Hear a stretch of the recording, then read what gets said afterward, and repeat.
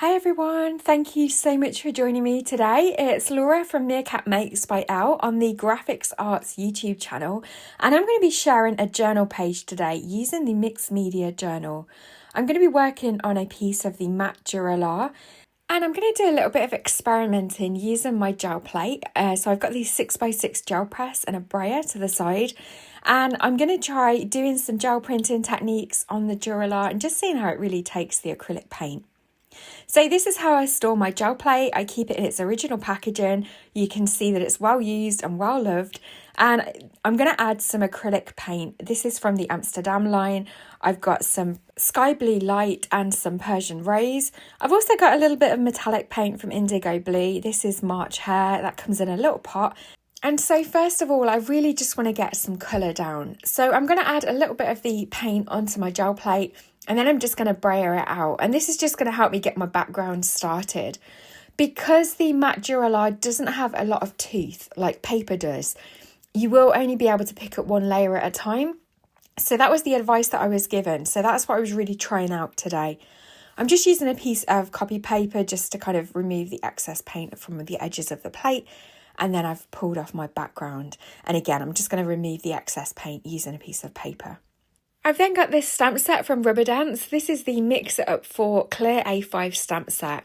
It's got lots of good stamps for creating texture on the background, and so that's what I'm going to use it for. I've pulled out that circle stamp, and I decided I'm going to add some of that March Hare metallic paint.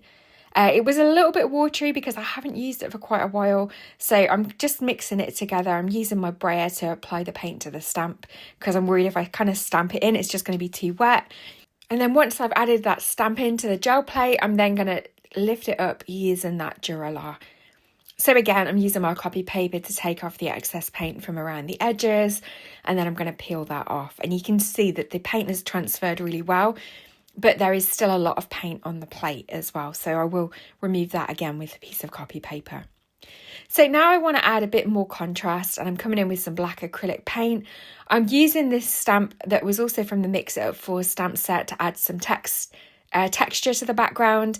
And then I'm going to use the Scribbles 2 stencil from Rubber Dance, and again lift some of that excess paint with some copy paper, and then lift the print on with the matte Dura-Lar.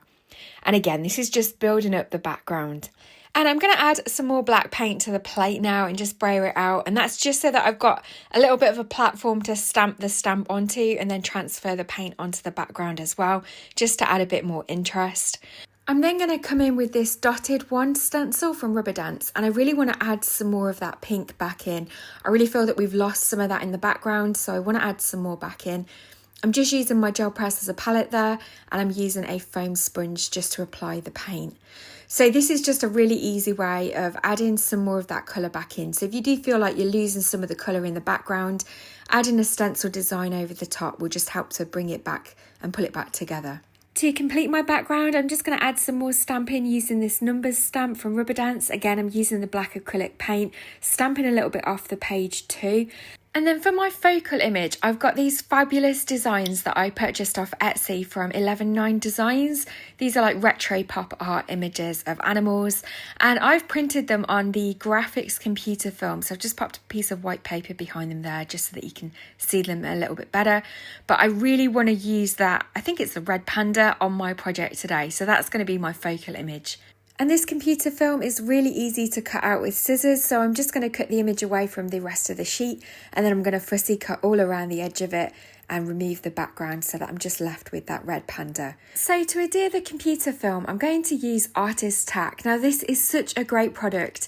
It's basically a sheet of double-sided micro adhesive dots, so it allows you to stick things down mess-free. And because the adhesive dots are so small, I can use it on the clear computer film, and you aren't really going to see it when it's stuck down.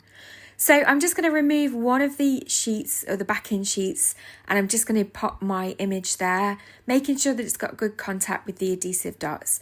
I am just using a little bit of extra pressure with my fingers over the backing tape or backing paper, but you really don't need to do this. Once I've peeled that away, that is now a sticker, and then I can position it down, and once it's burnished, it's permanent. So you want to make sure that you've got it in the right place before you apply pressure and stick it down. Now I'm just using an acrylic marker from Ohuhu to add my sentiment, and it was a bit of a Taylor Swift pun because it says it's me, hi, I'm the problem, it's me. This panda kind of looks really cheeky, so I kind of liked that saying with it. I'm adding a few little white highlights as well with an acrylic marker, and I do decide that my sentiment is just not standing out very well and I'm not really happy with it. I'm adding a little bit of white highlights around the edge of it, but it still just doesn't look right to me. It's really kind of getting lost in the background. So what I do is I print a sentiment off on my computer and then I'm going to glue that over the top. So you'll see that in the finished pictures in a moment as well. Before it's finished though, I do decide it needs a little bit more definition around the edges. So I'm just using this black and white striped washi tape that I had in my stash. I'm kind of trimming it in half and then reusing the other half of the tape because I only want a thin border, and then I'm just trimming through it to make sure that those holes for the disc binding are still accessible. And then that is the finished page for today. So thank you so much for joining me here on the Grafix Arts YouTube channel. Don't forget to check out their website at www.grafixarts.com for lots more inspiration and information about all of their products and where you can purchase them. Please don't forget to hit the thumbs up button as well if you've enjoyed this tutorial. Leave me a comment, I'd love to know what you think of it. And also don't forget to subscribe to the Grafix Arts YouTube channel if you're not already. And I look forward to seeing you in another video. Take care.